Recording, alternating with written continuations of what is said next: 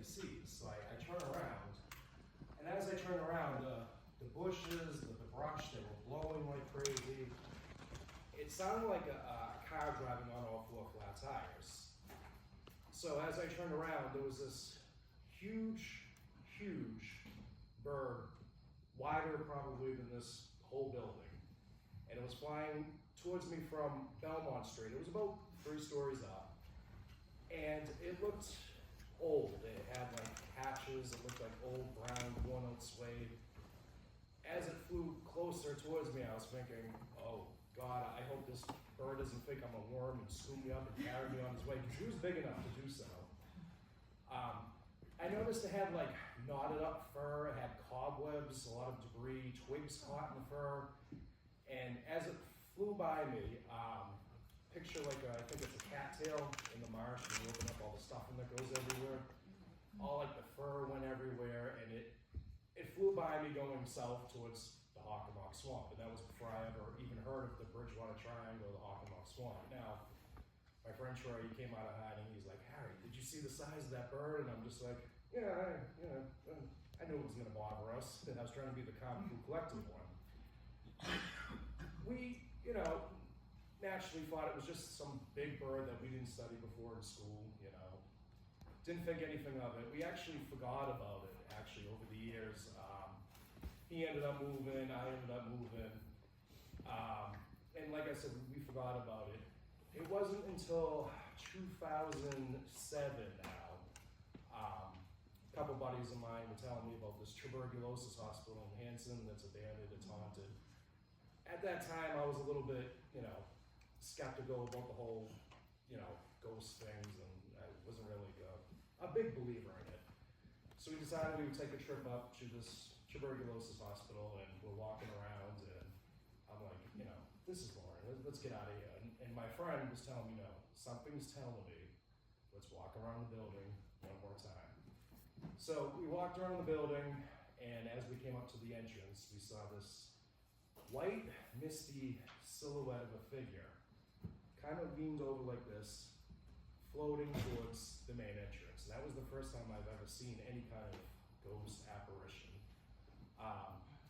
A year later, I was telling my friend about this ghostly experience, and she was telling me, well, Harry, it's because you live in the Bridgewater Triangle. And I'm thinking, what is the Bridgewater Triangle?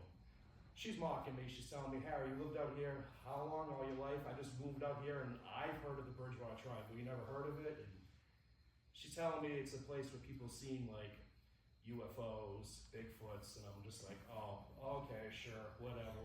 And she goes, no, Harry, it's true. People have seen Thunderbirds right here in Brockton, big giant birds. The second she said that, a light bulb went off, and I'm like, oh my God, I remember seeing something like this when I was 14 years old.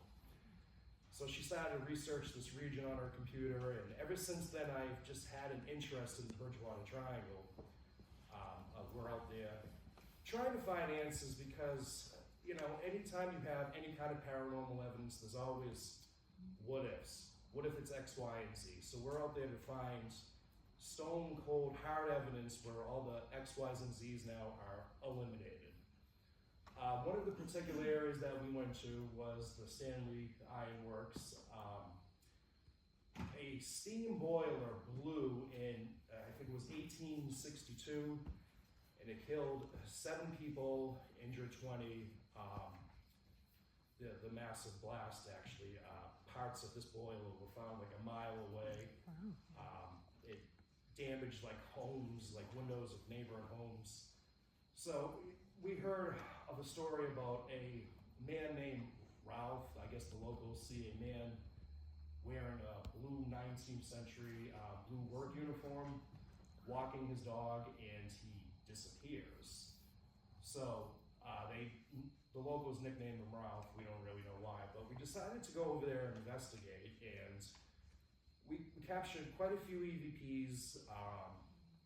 For instance, we have like one of those REM pods, and we were laying it down, and we were saying, if there's any presence out here, can you touch this device? And we captured a Class C EVP of a presence mocking us, saying, no. Okay. We captured a Class C EVP of a presence mocking us, saying, why don't you try?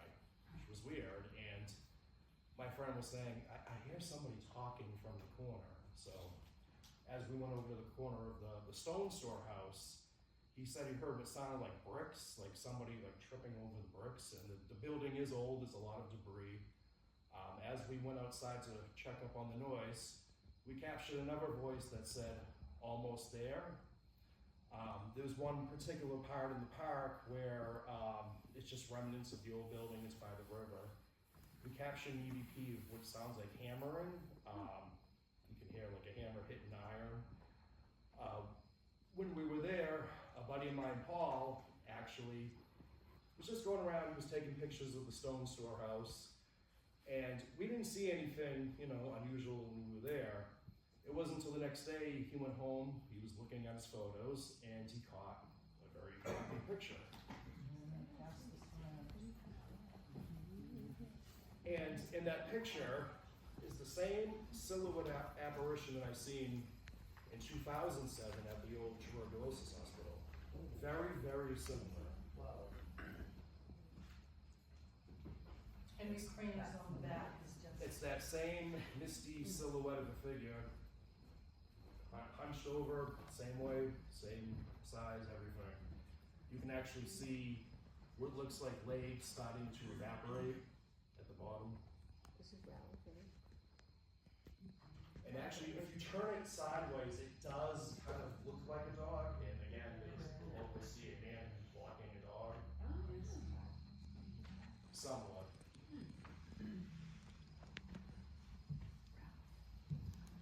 Thank you, Harry. Ooh, Thank you. creepy. Next, Kristen is going to tell us about Timothy Otis Payne.